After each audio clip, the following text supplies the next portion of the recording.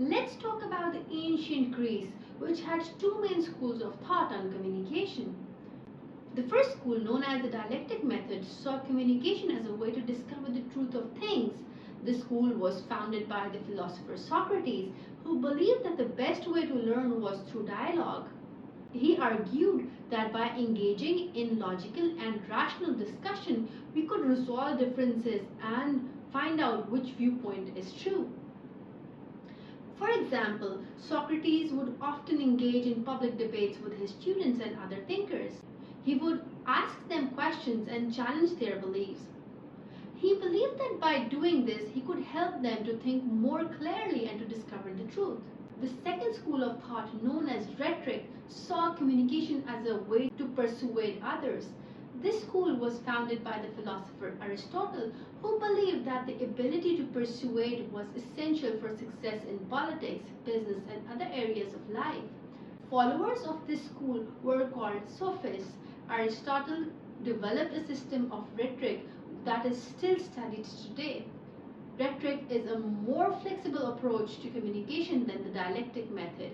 It acknowledges that there can be multiple truths and that the goal of communication is to persuade others to accept your point of view. For example, Aristotle identified three main elements of rhetoric: logos, ethos, and pathos. Logos refers to the logic of the argument. Ethos refers to the speaker's credibility. Pathos refers to the audience's emotions. Aristotle argued that a good communicator should use all three elements of rhetoric to persuade their audience. They should be credible, they should appeal to the audience's emotions, and they should use logical arguments. Between the two classical schools of thought, the dialectic method was more popular among philosophers and scientists who were interested in finding the truth about the world. The rhetoric approach was more popular among politicians and public speakers like Mark Antony, Octavian, Marcus Cicero, who were interested in persuading others to their side. Both schools of thought continue to influence the way we think about communication today. The dialectic method is still used in fields such as philosophy and science, where the goal is to find the truth.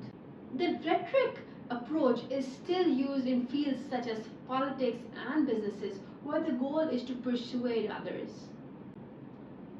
Here are some examples of how the two schools of thought were applied in the classical world. Socrates used the dialectic method to engage in public debates with the students and other thinkers. He believed that by challenging people's beliefs and assumptions, he could help them to discover the truth. Aristotle developed a system of rhetoric that is still studied today. He identified three main elements of rhetoric: ethos, logos, and pathos. Cicero was a Roman statesman and philosopher who was a master of rhetoric. He used his skills to persuade the Roman Senate to adopt his policies. The two schools of thought and communication continued to be debated today. Some people believe that the dialectic method is the only way to achieve communication, while others believe that the rhetorical approach is more practical and effective. Ultimately, the best approach to communication depends on the specific situation.